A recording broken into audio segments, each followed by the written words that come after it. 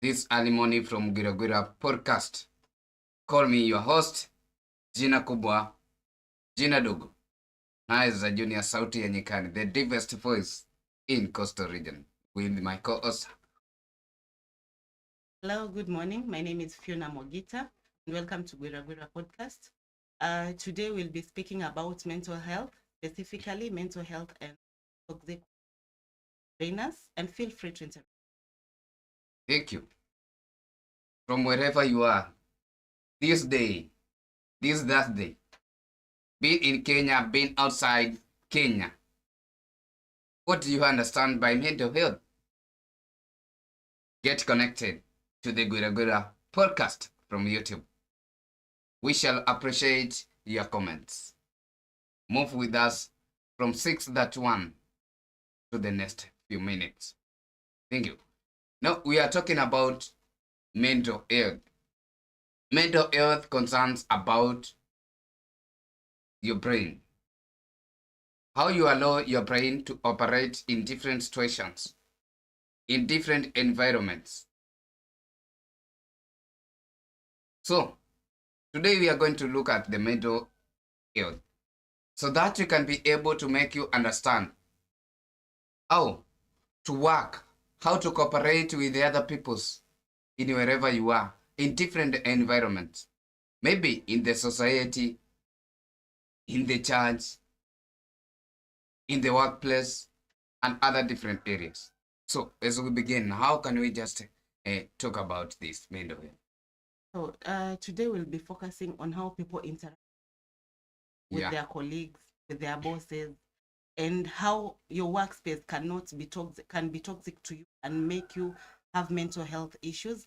How to avoid the mental health issues. So we'll be focusing on three major issues. We have stress and burnout, where people are undergoing stress while working. We also have harassment from colleagues and bosses. And we also have low morale and lack of. So we'll be measuring on the three, where we'll find the effects of the same and also the solutions of the same, so that we can also help improve on working space with our colleagues.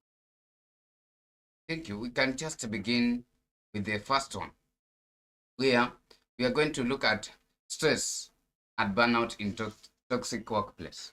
So toxic environment often involve excessive demands, micromanagement, lack of recognition, and a general feeling of dread, all of which fuel stress and ultimately lead to burnout. Remember, when you're working, you need an environment which is conducive for your work. You need to work with the other people in a position where it is very peaceful and harmonious to you, so that the activity you are carrying can go on smoothly as planned. But remember, when there are some challenges, when there are some demands which you are demanded to meet, and at the end of it, you cannot be able to meet it. Just take a situation where a certain machine in a certain business is required to make high quality goods. Then the machine itself is not there, and the person who has employed you needs you to be able to go to that level of high quality. How will that one work? You shall be stressed on how you are going to operate, because the tools and the equipment to make you meet the required qualities are not there. The other one is micromanagement. The people who are managing you in that workplace, you find everything they want you to do this and this. In a situation where you have been knowing, this is what I wake up very early in the morning to go and do. Then when you find it is a 1 hour activity before you branch to a new thing. Then when you are undertaking the 1 hour activity, just 15 minutes after starting, the person who has employed you, the management of that business or that workplace, just comes to you and tells you, no, now quit from this one to another one. And you lack the skills of the second one, which has just been included to you right now. and you have the skills of the first activity which you undertake for 1 hour. That one becomes a problem to you about micromanagement. How will you be able to deal with that? It shall be able to bring a lot of stress to you. You shall be asking yourself, now, this is a new thing which has been brought to me. How shall I be able to tackle it? Maybe as you had planned for the day, you knew this 1 hour activity shall be undertaken, then branch to another one, and then branch to another one. A lot of time shall be wasted. Stress will fill your mind. Not be in a position to understand this is what I'm supposed to do. How are you going to plan for the time? Another one is lack of recognition, where you find you are carrying different duties in your workplace, but nobody recognizes you. You're just there. Every time they see your disadvantages and not advantages, they portray the negative side of you. If something in the workplace goes bad, they attack you. They don't mention what you do being the best. They don't recognize what you do in the other time when the workplace runs on well. But they just come to you to complain, to look at the negative side of you. Another one, general feelings of dread, where you find you are in a workplace, but what you are doing, you don't feel as if there's something you are doing because you are disturbed, you are mentally disturbed. So you have to know how to deal with these people, how to deal with this problem, so that you can limit the stress in your workplace, and life runs on well, and the work runs on well with great understanding, with smooth running, and you'll be able to meet different qualities of your work. Thank you. We can just now allow my co-host to look at the solution for the individuals. So, solution for stress and burnout in toxic workplaces. First of all, you have to set boundaries. You, like, even if it's your boss, let them know that they can't push you to do things that you're not supposed to do, and they can't push you to overwork yourself, because at the end of the day, this body needs rest. And you know, as an adult, you know what you're supposed to do, even in your workplaces.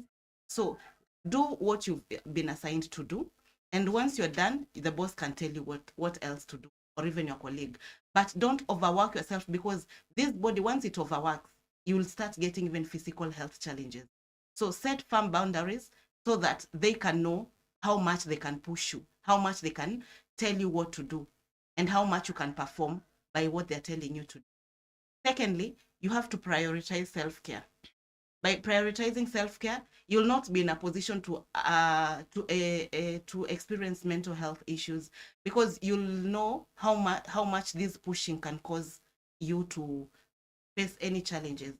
And also, you have to focus on things that you can control. You know, there are those things that you can't control.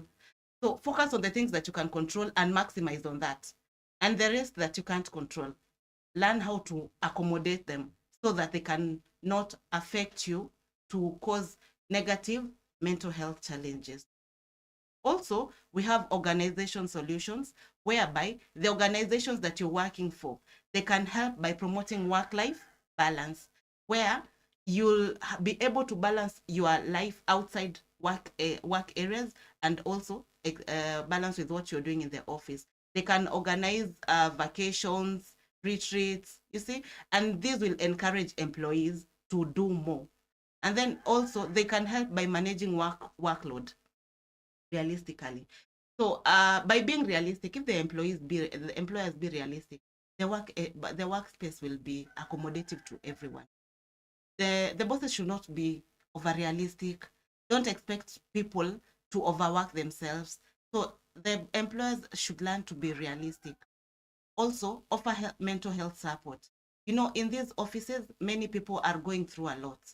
And if their organization focuses on offering mental health support to their employees, the office space will be a very good working area for. Okay, good for that. If you have just get connected to us this early, time, good morning, good morning. This is the Gwira Gwira Podcast from YouTube, getting connected this early time. Call me Niza Junior. Now, let's branch our discussion to raw morale and lack of support. Remember, when you are working in a certain area, you need to be motivated. You need to be recognized. You need to be supported. So, lack of support, transparency, and recognition combined with unfair treatment erodes trust and causes morale to plummet. So, transparency. In this business, whatever you are doing must be seen. If this is what you do, you have to keep records, and records which can be seen about the activities you are carrying in that workplace. Support. These people lack support. Where you go and raise up in a panel, you just go in a certain committee discussion, you raise up about your points and ideas, how you can be able to improve the workplace. Then nobody will listen to you, nobody will support you. That one will discourage you from doing more and more in that workplace. So these people need support in wherever you are. If you are listening me, the people you work with, make sure you support them. Make sure you understand what they need so that they can run the workplace smoothly, so that the environment can be conducive to them to run it. Another thing is about recognition. So you have to recognize this is a person who is responsible for this activity. If you find something has improved from one level to another, if it is production of something, if the level has just improved or increased, you have to recognize this person, because without him or her, it won't have happened. You have also to treat these people fairly. Not in a place where one person does a lot of work and others are just idle making stories in the workplace. No, it doesn't work that way. You have to recognize these people and treat them fairly.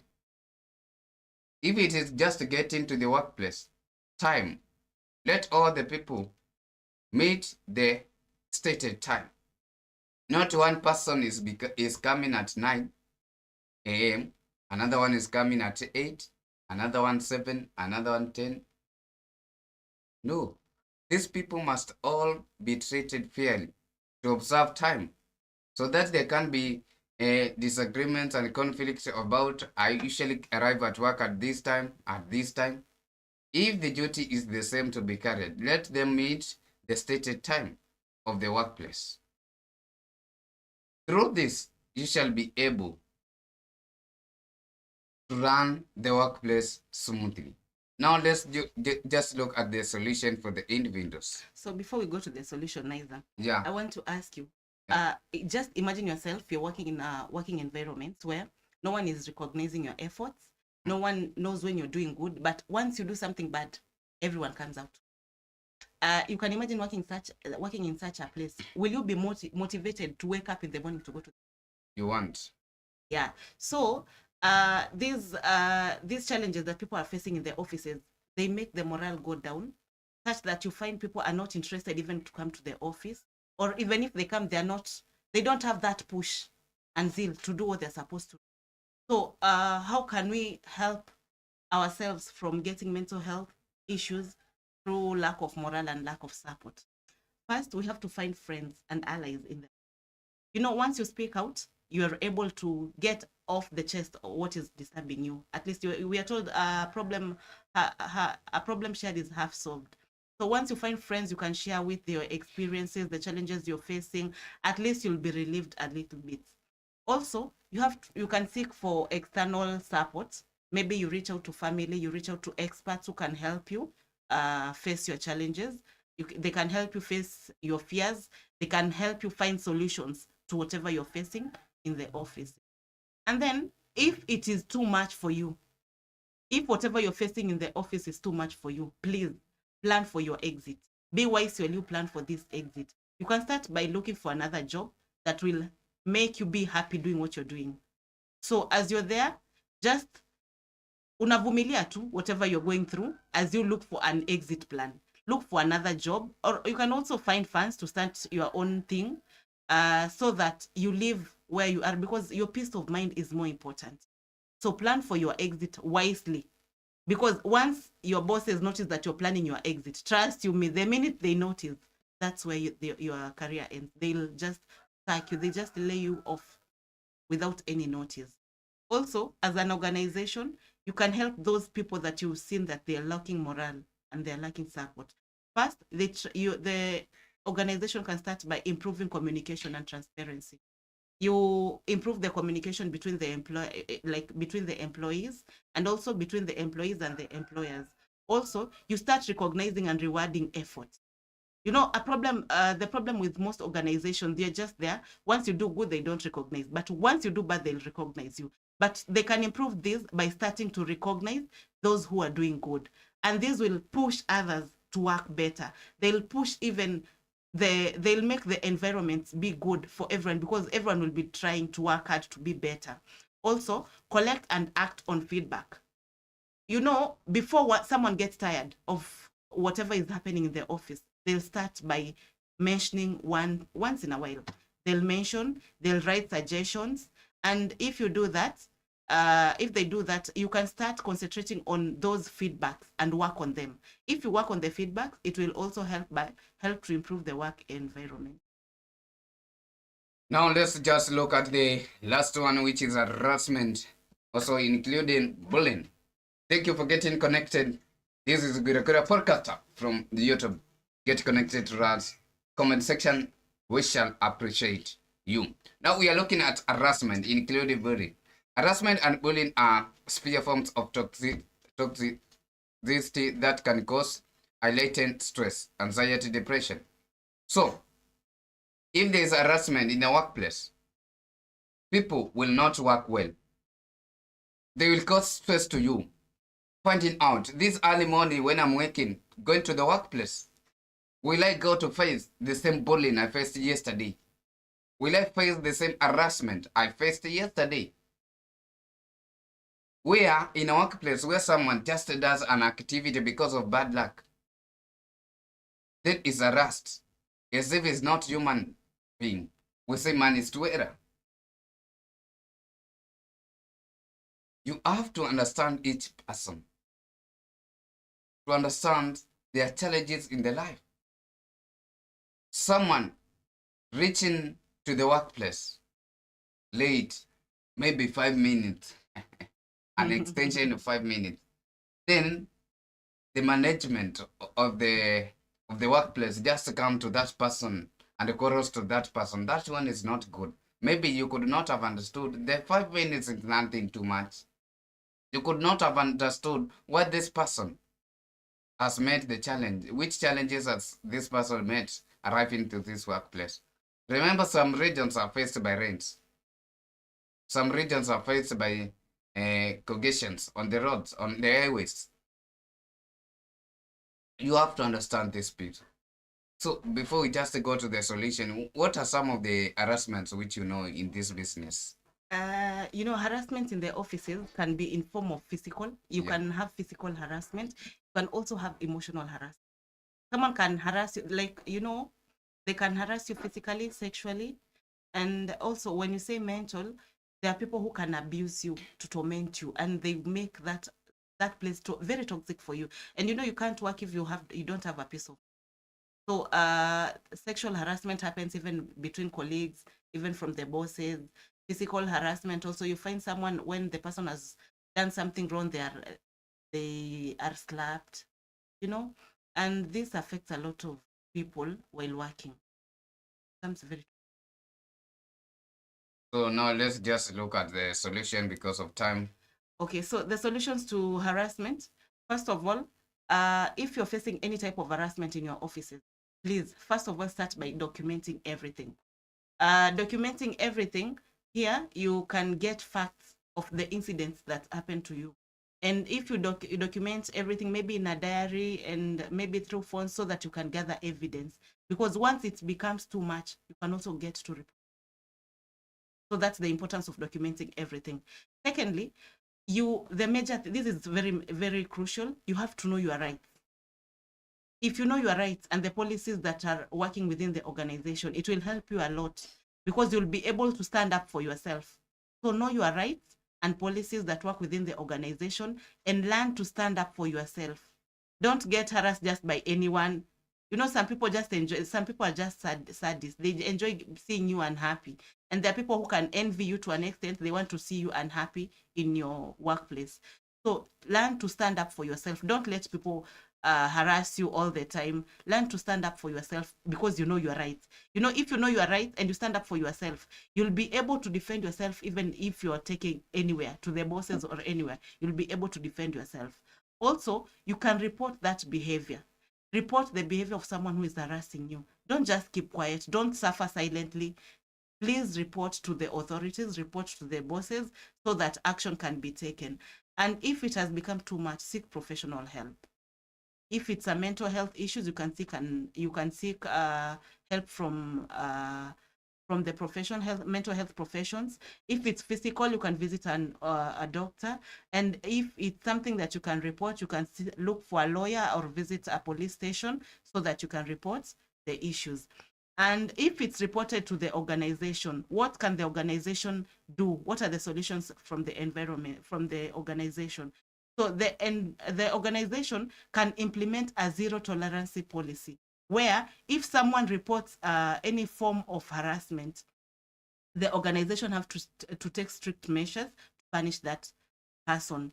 Also, create self-reporting systems. The problem is you find someone who they report any harassment, especially let's say something like a sexual harassment issue. If you report it, some people are stigmatized for them. But we can create self-reporting systems where people can feel comfortable reporting any form of issues that are affecting.